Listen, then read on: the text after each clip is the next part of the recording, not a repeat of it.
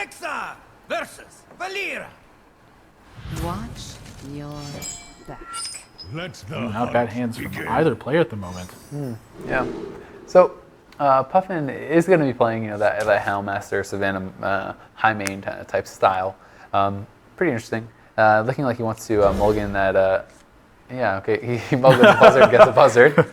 So, How fortunate. Yeah. Realz, on the other hand, he's actually got a pretty interesting decision here. One of the main ways that Rogue ends up beating this Hunter deck is you're actually just able to race it.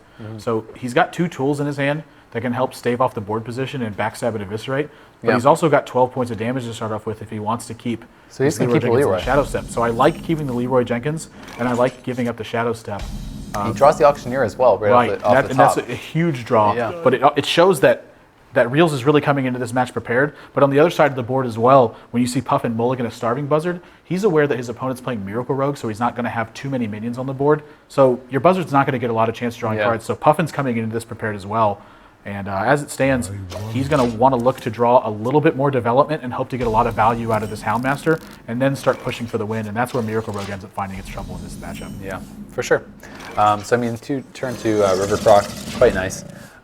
If he was starting second, it would be a lot nicer being able to pull out the Houndmaster in turn 3 and buff out that River Croc list. But it is going to get taken down there by a Realz. And I mean, now probably just going to go with the Eagle Horn Bow. I mean, I imagine you play Eagle Horn Bow. Yeah. Now, do you think you just attack the face, knowing that they don't have too many minions, or do you think you hold it? Looking like he wants to hold it. Yeah, I like holding it here. In this version of Hunter, this is more meant as a board control condition. Yeah, because you don't have any secrets to charge it up. You can use a little bit of your life total as a resource, but you're using it in a different way than traditional Hunter's deck, who just try to kill you so quickly that you're not able to put together a solid game plan. But with this mid-range Hunter deck, you're looking to control the board with it, so you're actually wanting to use your life total as an actual resource rather than just disregarding it to begin with. Now, by going for the steady shot there, are we assuming that he's going to go for the turn 5 Timberwolf Beastmaster?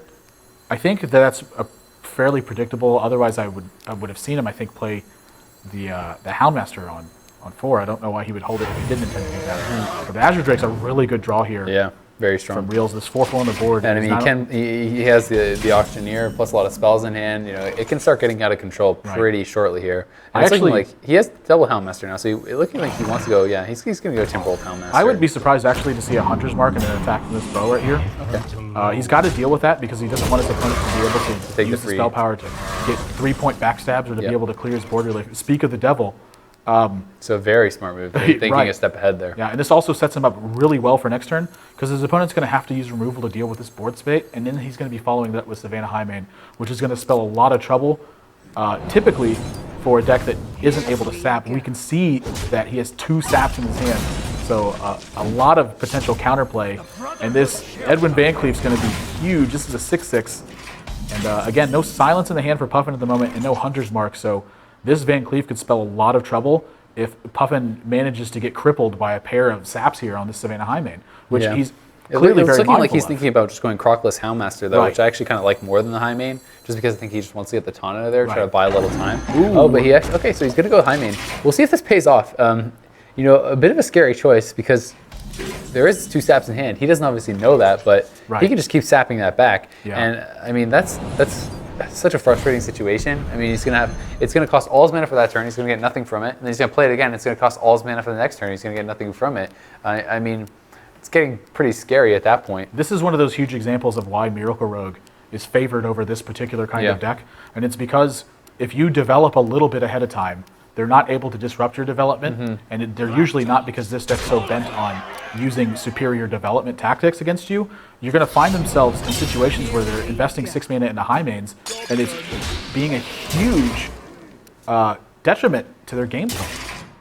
He just took 9 damage that turn. Yeah, and he doesn't have anything to show for it. Yeah, and I mean, we know there's a Leroy in hand. The Freezing Trap, pretty decent draw there. We'll see if there's any way he can really deal with that, but looking like he just is thinking about dropping the River Croc. He's just going to end turn. I mean, this is a pretty rough situation for him. Now he's just going to attack in. Now he knows it's not misdirect, it's not explosive. It's of course could be snipe, but very unlikely. Alarm bells are kind of going now, off. What do you think about this? what how does attacking the Leroy, dropping the Leroy with a charge and getting that freezing trap make sense to then keep your Van Cleef out there? The major issue you're going to find with that is the fact that you can't combo you're putting it then? 2 tokens on your opponent's side of the board, which is going to activate Hunter's Mark on this Van Cleef if he potentially draws it. So when he overdevelops his board here, what he's actually doing is he's setting up for a much harder to disrupt lethal, because you're going to see this Gadget Zane Auctioneer take out the freezing trap, and then he's going to follow with Leroy. So this is just, while using the Leroy the other way is kind of an efficient way to do it, this is, I think, a more efficient way to go about it. Right. Less preventable. So definitely makes a lot of sense. Double Scavenging Hyena and the Kill Command. I feel like, Kill Command seems like you might kind of need it to try to clear the board, but at the same time, it's concealed. What can he really even do here? He has a Scavenging Highmane, he has a Helmmaster set up a taunt, but does he actually even have a way to live this turn? I don't think he does. Because if he taunts up, I mean, he could taunt. It depends on what Realz draws. If he taunts the River Crocolisk. No, this is unpreventable. Yeah. Okay, so he taunts the River Crocolisk. Yeah, and now he attacks the Gadget Zane Auctioneer. That gets freezing trapped. He has the other sap though, does he not? Yeah. Oh, so he can just sap it. He doesn't even have to.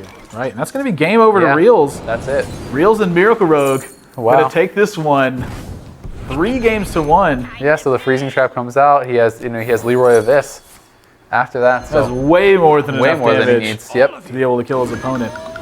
Oh, and he's not going to go for the BM this time. No BM finish this time. He's going to just do the exact amount. Happy to take his win. Don't want to misclick when you're playing for the match, I guess. That would be pretty brutal, man. That would be very devastating if you did misclick onto the Helmmaster or something like that. I mean, I've never really seen that happen in a tournament.